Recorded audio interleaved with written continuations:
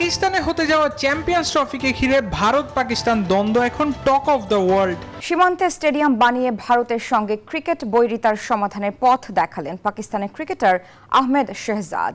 এতে যে দুদেশের রেষারেষি বন্ধ হয়ে যাবে তা অবশ্য মনে করেন না তিনি।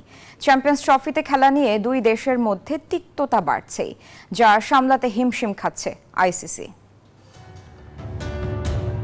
পাকিস্তানে হতে যাওয়া চ্যাম্পিয়ন্স ট্রফিকে ঘিরে ভারত পাকিস্তান দ্বন্দ্ব এখন টক অফ দ্য ওয়ার্ল্ড। এক যুগের বেশি সময় ধরে বন্ধ দ্বিপাক্ষিক সিরিজ, তাই বৈশ্বিক আসর ছাড়া চিরপ্রতিদ্বন্দ্বী দুই দেশের লড়াই দেখা এখন অসম্ভব।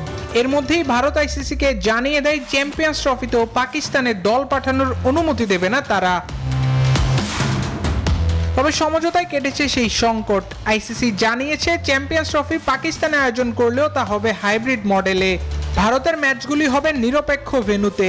পাকিস্তানও নিকট ভবিষ্যতে ভারতের দল পাঠাবে না, যার ফলে 2024 থেকে 2027 চক্রে ভারত ও পাকিস্তানের সব আইসিসি টুর্নামেন্ট হবে হাইব্রিড মডেলে।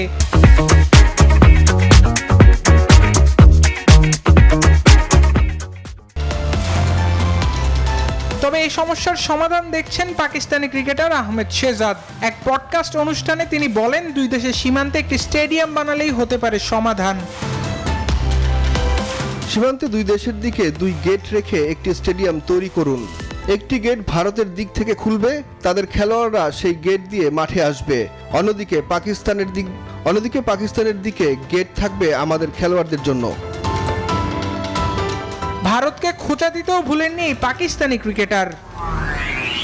আমার মনে হয় এরপরও বিসিসিআই ও ভারত সরকার ঝামেলা করবে। তারা বলবে পাকিস্তানের খেলোয়াড়রা যখন মাঠে ভারতের প্রান্তে আসবে তখন ভারত তাদের ভিসা দেবে না। 8 দলের চ্যাম্পিয়ন্স ট্রফি শুরু 19 ফেব্রুয়ারি, চলবে 9 মার্চ পর্যন্ত। গ্রুপ পর্বে ভারত ও পাকিস্তান একই গ্রুপে। সবশেষ আসরে 2017 সালে ভারতকে হারিয়ে শিরোপা জিতে পাকিস্তান। আল দাইয়ান, নিউজ 24।